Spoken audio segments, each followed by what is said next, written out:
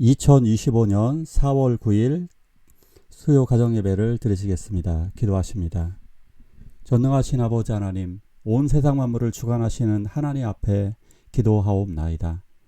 이 나라를 하나님께서 만들어 주시고 그리고 하나님께서 보호하심으로 말미암아 대한민국을 여기까지 이르게 하셨음에 감사옵나이다.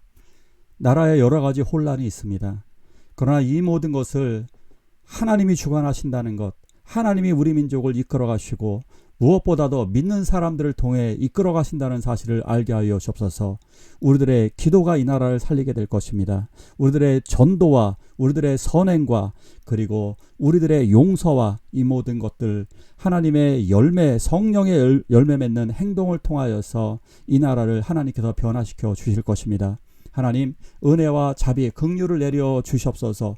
이 예배를 통하여서 보다 중요한 하나님의 나라, 하나님의 뜻이 대한민국에 이루어지게 하여 주시고 대한민국의 수많은 성도들이 아버지 하나님 믿음의 결단을 통해서 세계를 선도하며 세계의 생명의 복음을 전하는 복음의 강국이 되어지게 하여 주시옵소서. 예수님의 이름으로 기도하옵나이다. 아멘. 사도신경으로 신앙 고백하십니다. 전능하사 천지를 만드신 하나님 아버지를 내가 믿사오며 그 외아들 우리 주 예수 그리스도를 믿사오니 이는 성령으로 잉태하사 동정녀 마리아에게 나시고 본디오 빌라도에게 고난받으사 십자가에 못 박혀 죽으시고 장사한 지 사흘 만에 죽은 자 가운데서 다시 살아나시며 하늘에 오르사 전능하신 하나님 우편에 앉아 계시다가 저리로서 산 자와 죽은 자를 심판하러 오시리라. 성령을 믿사오며 거룩한 공예와 성도가 서로 교통하는 것과 죄를 사하여 주시는 것과 몸이 다시 사는 것과 영원히 사는 것을 믿사옵나이다. 아멘.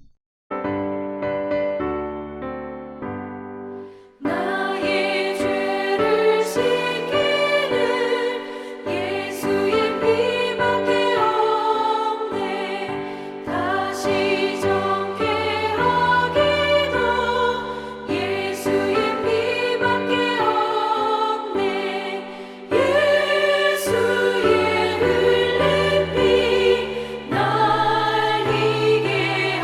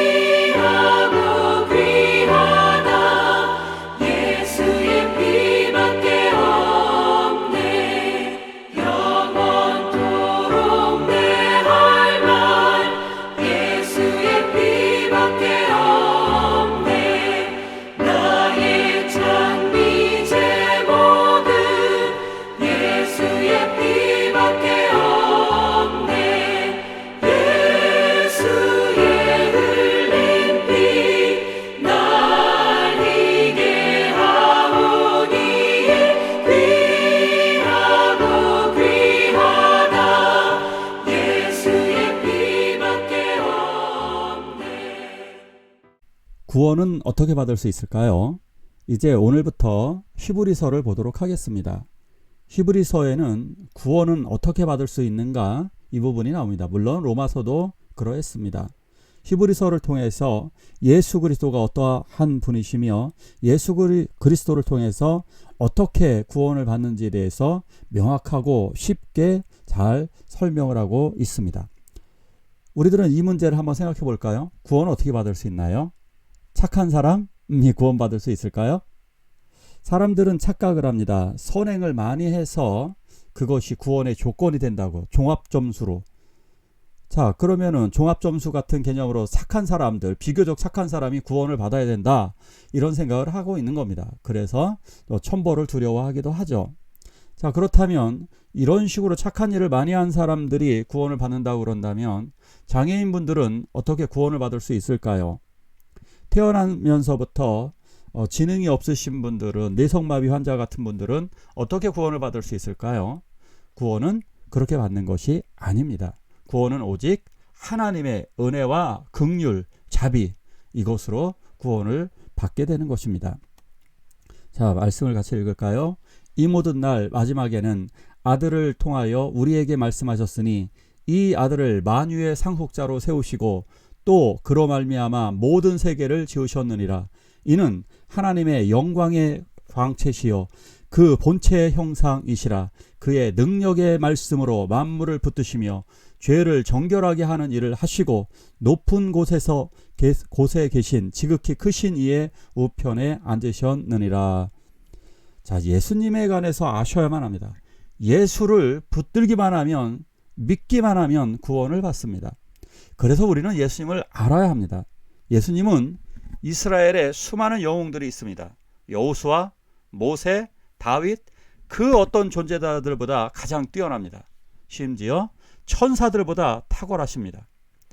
예수님에 관해서 우리가 알아야 되는 것은 4대 성인들 중에 하나, 그런 수준이 아닙니다.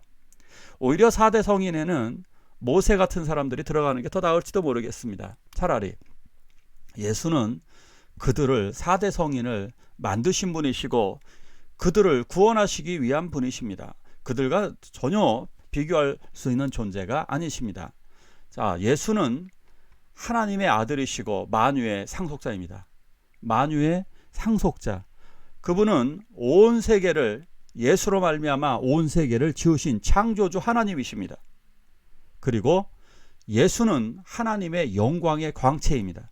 그러니까 우리가 하나님을 인간적으로 보는 방법은 무엇이냐? 바로 예수를 보는 방법입니다. 예수를 보면 하나님이 보여주시고자 하는 그 광채를 보게 되는 것입니다. 그래서 예수는 사실상 본체의 형상인 것입니다. 그러니까 하나님의 본질이 그리스도 안에 나타나게 되는 겁니다. 그래서 하나님을 보는 것 같은, 왜 우리 이런 거 있잖아요. 예를 들어서 돌아가신 아버지를 한 번도 보지 못하신 분들이 있습니다. 뭐 지금 사진이 있다고 치고요. 근데 사진이 없을 경우 어떻게 하면 되겠습니까? 아버지가 어떻게 생겼을까요? 할아버지가 어떻게 생겼을까요?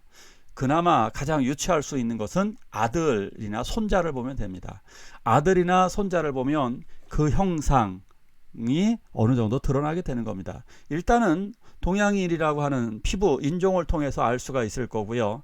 그리고 인종적인, 종족적인 특성이 있기 때문에, 왜 같은 동양인이라 할지라도 동남아 분들하고 우리 한중일 이분들하고 다르듯이 그렇게 볼 수가 있는 겁니다. 그래서 예수를 통해서 하나님의 본체를 보는 것 같은 그러한 것을 의미하는 것입니다.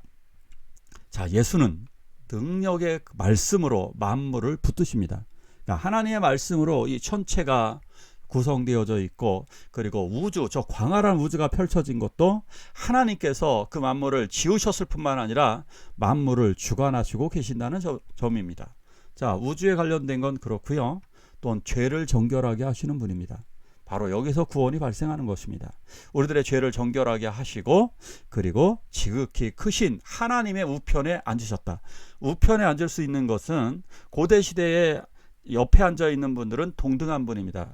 동등한 분이라고 하는 의미인 것입니다. 이 예수로 나타나신 하나님의 놀라운 신비, 이거 정말 너무너무 대단한 겁니다. 그런데 우리 신을, 하나님이라고 하는 신을 동물이나 뭐 예수님을 환상으로 표현한다거나 하나님의 나타나심을 자연현상으로 만약에 그렇게 보여줬다면 그것은 하나님에 대한 모독인 겁니다.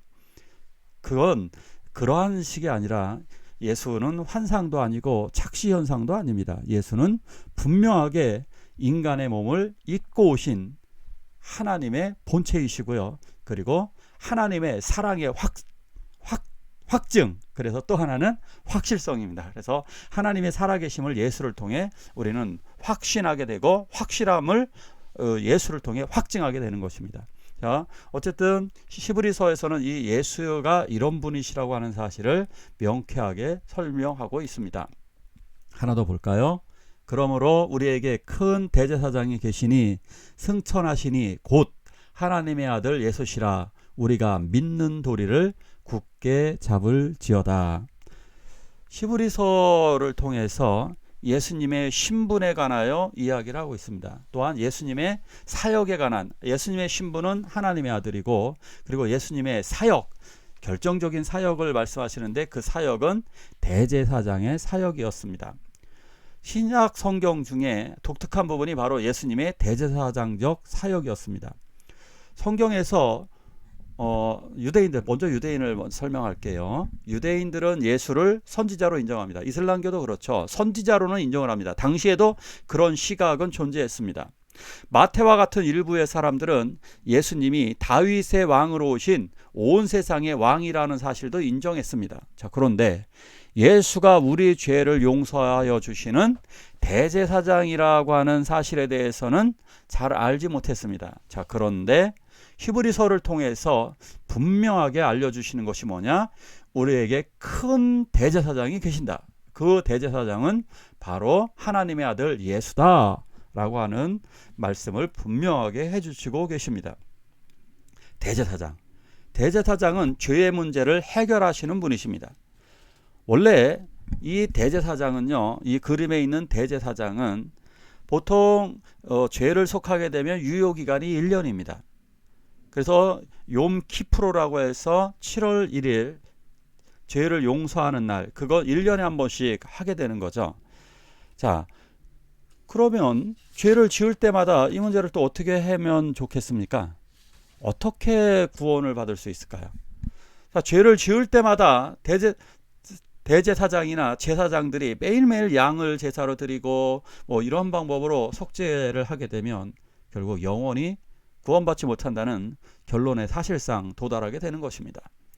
그래서 인간의 방법으로는 구원받지 못하고 하나님이 주신 방법으로 구원을 받을 수 있는데, 그 구원은 바로 하나님이 대제사장이 되셔서, 하나님의 아들 예수 그리스도가 대제사장이 되셔서 우리들의 죄를 용서하신다는 사실입니다. 이것이 구원의 가장 아름다운 부분입니다. 사람들이 구원을 받는다 그러면 어떤 사람 구원받아야 될까요? 51% 선행을 베푼 사람? 또 그거는 어떤 기준에 의해서 할까요? 그 악함의 행동이 훨씬 더 악한 거라면 어느 정도 점수를 줘야 될까요? 예를 들어서 살인과 좋은 일 10개 한 거와 어떻게 이거 비등비등하지 않나요? 어떤 기준으로 구원을 받아야 될까요? 자, 이것은요, 구원의 관점은 부모의 관점으로 보시면 됩니다. 자, 부모는 죄를 저지르는 사람들을 어떻게 하나요? 죄를 저지른 자기의 자녀를 어떻게 하나요? 네, 혼을 내지만 용서해 주십니다. 그리고 자기 아들로서, 아들, 딸로서 살아가게 합니다. 구원은 바로 이렇게 이루어지게 되는 겁니다. 부모는 한없는 사랑으로 살인범이라 할지라도 용서하고 끝까지 돌보는 것처럼 이것이 하나님의 구원입니다. 하나님의 구원은 예수 그리스도를 통해서 한 번에 영원한 구원을 주십니다. 그러나 세상 사람들은 예수를 알지 못하기 때문에 이러한 대제사장을 믿지 않냐고 대제사장적 구원을 믿지 못하기 때문에 잔인합니다. 공산주의 잔인하잖아요. 세상 사람들은 보복하라고 그러잖아요. 이것은 사탄의 전략입니다. 자, 이제 히브리서를 통해 우리는 이것을 배우게 됩니다. 예수 그리스도의 구원은 어떻게 받는가? 예, 착한 사람, 선행을 많이 한 사람, 이거 아니었습니다. 오직 예수 그리스도를 의지하는 사람을 하나님의 아들이 그 대제사장적 그 사역, 사역을 통해서 우리들의 죄를 용서하여 주십니다. 주님은 언제나 돌아온 자녀에게 그들을 한없는 사랑으로 용서하여 주셨습니다. 자식은 부모를 당연하게 믿듯이 우리도 당연하게 주님 앞으로 나아가기만 하면 됩니다. 우리가 갈 곳은 은혜의 보좌, 십자가 아래는 은혜의 보좌입니다. 그곳에서 구원이 있게 됩니다. 이 시간에 함께 기도하실 때에 우리들 주여 오직 대제사장 예수를 붙들게 하시고 그리고 예수를 통해서 구원을 받게 달라고 함께 기도하시겠습니다.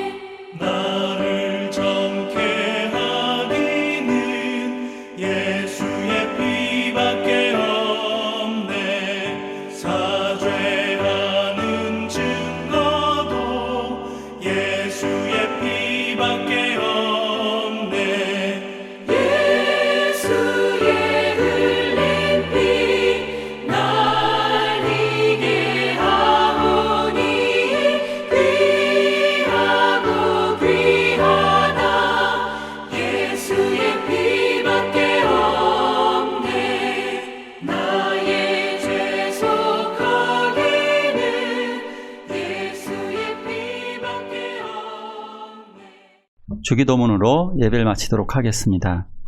하늘에 계신 우리 아버지여, 이름이 거룩히 여김을 받으시오며 나라가 임하옵시며 뜻이 하늘에서 이룬 것 같이 땅에서도 이루어지이다.